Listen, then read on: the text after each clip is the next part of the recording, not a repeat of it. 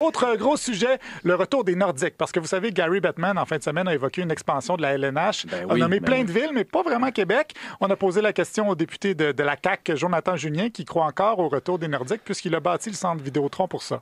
Écoutez, moi, j'ai bâti à une autre époque. Wow! J'ai mandaté pour bâtir un amphithéâtre à Québec. Là, avec toute l'équipe, puis c'est pas moi, c'est toute l'équipe de chargés de projet. On croit encore à cette possibilité-là. On a bâti pour ça.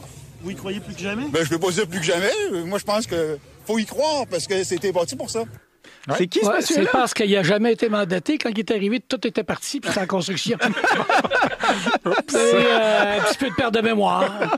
Donc, on a construit un amphithéâtre pour attirer une équipe, et maintenant, il faut attirer une équipe parce qu'on a construit un amphithéâtre. C'est logique. Dans tous les cas, ceux qui veulent ramener les Nordiques, ils marchent sur une fine ligne. Comme ils l'ont expliqué à Boulevard FM, Québec vit la même chose que quelqu'un qui est sur le marché de la séduction. Tu veux retourner avec ton ex, tu te fais un peu de faux espoirs une fois de temps en temps, Mané, tu décroches quand?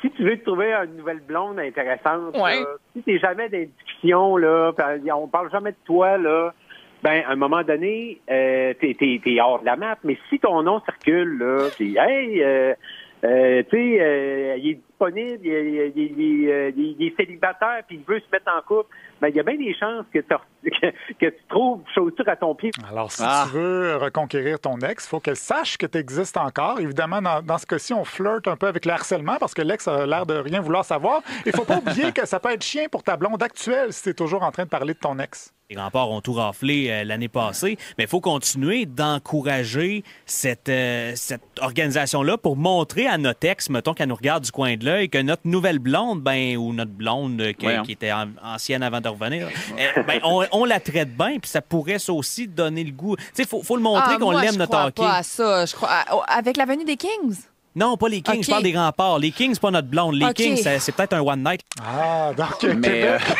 c'est nécessaire de faire ces analogies-là? Ça nous aide à mieux comprendre. Québec a déjà une blonde qui traite bien, même s'il a une aventure avec les Kings, et ça permet à la ville de faire parler d'elle pour que Gary Bettman ne l'oublie jamais. On dirait un conte de fées. Mais au-delà de cette entreprise de séduction-là, on peut se demander si Québec a tout ce qu'il faut pour accueillir la LNH. Sylvain Bouchard du FM 93 veut pas entendre le contraire. Selon les statistiques qu'il a étudiées, Québec est un aussi bon marché que les autres candidates. Côté population, il y aurait 4 villes intéressées, là, dont 2 que je mets de côté, Atlanta puis Houston, on touche pas à ça, là, c'est 5-6 millions. Là.